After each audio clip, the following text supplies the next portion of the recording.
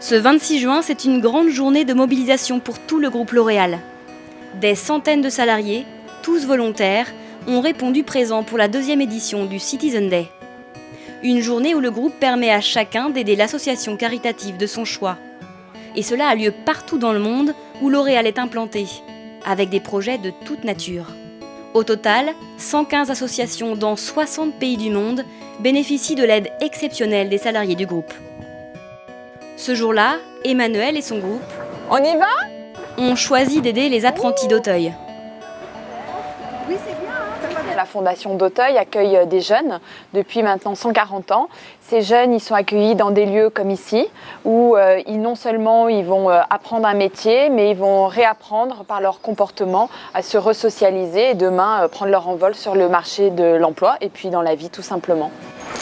Bonjour. Pour Pauline, la directrice du centre, cette aide permet aussi à ces jeunes de rencontrer le monde de l'entreprise. Pour nos jeunes qui sont souvent éloignés du monde de l'entreprise, ils font la rencontre de professionnels. Ça ouvre l'univers des possibles.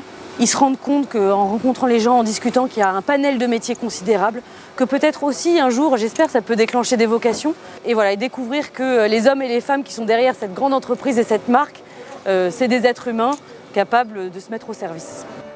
À Sannois, en banlieue parisienne, le site des apprentis d'Auteuil s'étend sur 17 hectares. Il nécessite beaucoup d'entretien et c'est ce que vont apporter les salariés de L'Oréal.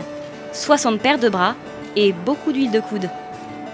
Pendant que certains organisent une opération nettoyage du parc, d'autres s'attaquent au lavage des véhicules et le groupe le plus important va se charger de repeindre quelques locaux. Mais quelle est donc la motivation de ces salariés qui viennent tous de métiers différents ? Chacun d'entre nous a bénéficié déjà probablement d'un peu de chance et que d'autres n'en ont pas. Et si on peut consacrer une journée à rééquilibrer les chances, je crois que c'est un peu le souhait de chacun.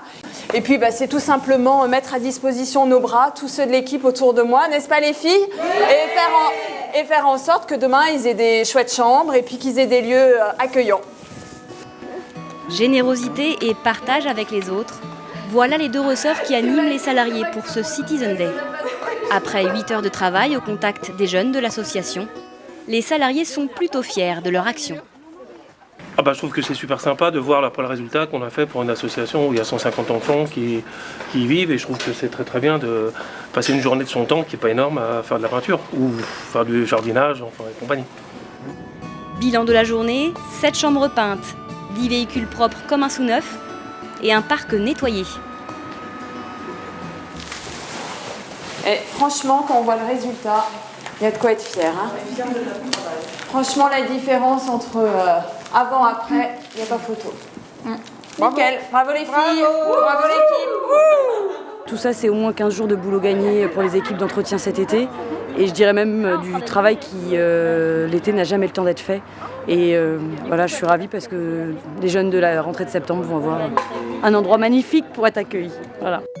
Rendez-vous l'année prochaine pour un nouveau Citizen Day.